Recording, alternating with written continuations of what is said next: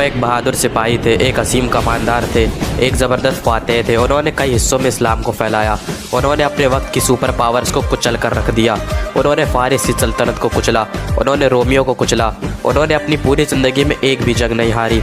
अपनी पूरी ज़िंदगी में 200 से भी ज़्यादा जंगें लड़ने के बावजूद एक भी जंग न हारने वाले इस बहादुर कमांडर का नाम हज़रत खालिद बिन वलीद था। दोस्तों, आज की शानदार वीडियो में हम लोग हज़रत खालिद बिन वलीद के बारे में ही जानेंगे। तो चलिए अपनी इस वीडियो को शुरू करते हैं। दोस्तों, खालिद बिन वलीद की पैदाइश मक्का में सन 592 ईस्वी को हुई थी। आप हमेशा से ही एक बहादुर सिपाही थे। आपने अपनी पूरी ज़िंदगी में 200 से भी ज़्यादा जंगें लड़ी, लेकिन एक भी जंग में आपको शिकस्त का सामना नहीं करना पड़ा।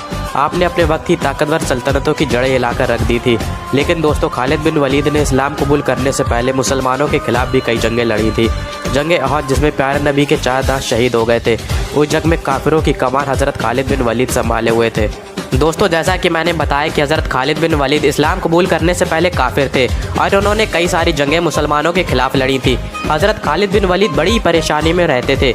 इनकी परेशानी की वजह यह थी कि मुसलमानों की बढ़ती हुई ताकत। वो सोचते थे कि जब भी काफिरों ने मुसलमानों को ललकारा है तो हर बार अपने बेहतरीन जंगी हथियारों के साथ काफिरों को मुँह की खानी पड़ी है।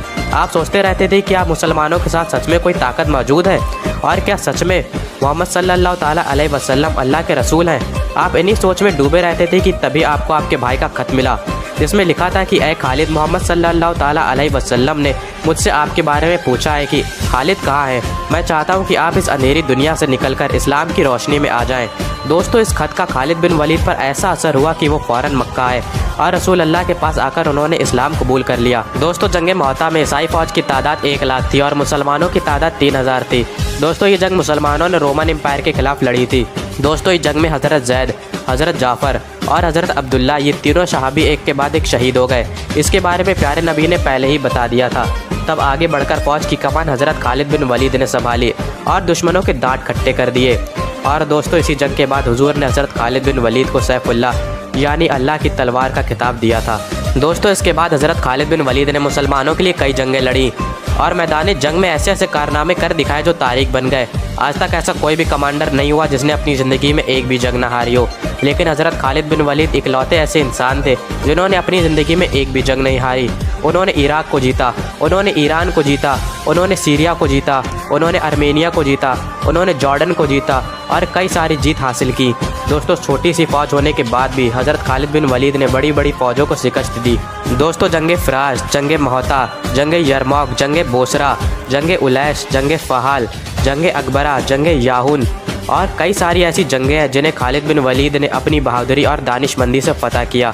दोस्तों, हज़रत उमर रज़ियल्लाहु ताला ने हज़रत खालिद बिन वलीद को आर्मी चीफ़ के ओहदे से हटा दिया, क्योंकि खालिद बिन वलीद मुसलमानों को हर एक जंग में फ़तह दिलाते आ रहे थे और मुसलमानों को लगने लगा था कि बिना खालिद बिन वलीद के वो कोई भी जंग नहीं जीत सकते हैं।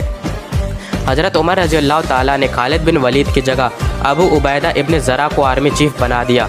मुसलमानों में बातें शुरू हो गईं कि ये उमर ने क्या किया। अब इतनी बड़ी फ़ौज से मुसलमान बिना खालिद बिन वलीद के कैसे जीतेंगे। लेकिन अल्लाह के करम से मुसलमानों ने जंग यरमौक फ़तह कर ली। फिर हज़रत उमर मस्जिद नबवी में खुतबा देने के लिए आए और बोले, खुदा के लिए मैं तुम में से यही चीज़ तो ख़त्म करना चाहता था कि मुसलमानों की फ़तह खालिद की वजह से नहीं बल्कि रब खालिद की वजह से हुई है। कल खालिद नहीं रहेगा तो तुम क्या समझते हो, इस्लाम ख़त्म हो जाएगा? नहीं, इस्लाम को तो हमेशा रहना है। दोस्तों, अपने आखिरी वक्त में हज़रत खालिद बिन वलीद बीमारी की वजह से बिस्तर पर आ गए थे। खालिद बिन वलीद की ख्वाहिश थी कि उन्हें शहादत की मौत नसीब हो। खालिद बिन वलीद के जिस्म पर ऐसा कोई भी हिस्सा मौजूद नहीं था जहाँ पर तलवारों और तीरों का निशान मौजूद ना हो, लेकिन उन्हें शहादत नसीब नहीं हुई, क्योंकि रसूल अल्लाह ने हज़रत खालिद बिन वलीद को सैफुल्लाह का खिताब दिया था और अल्लाह की तलवार को क्या कोई तोड़ सकता है?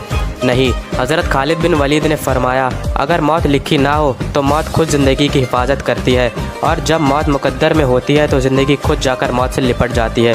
दुनिया के बुज़दिलों को मेरा एक पैगाम सुना दो, अगर मौत मैदान जंग में होती तो खालिद कभी बिस्तर पर ना मरता। सुभान अल्लाह। दोस्तों, अगर ये वीडियो आपको पसंद आई हो तो इसे लाइक करें और हमारे चैनल को सब्सक्राइब करके हमारा मोटिवेशन बढ़ाएं। जल्द मुलाकात होगी एक और नई वीडियो में, तब तक के लिए अल्लाह हाफ़िज़।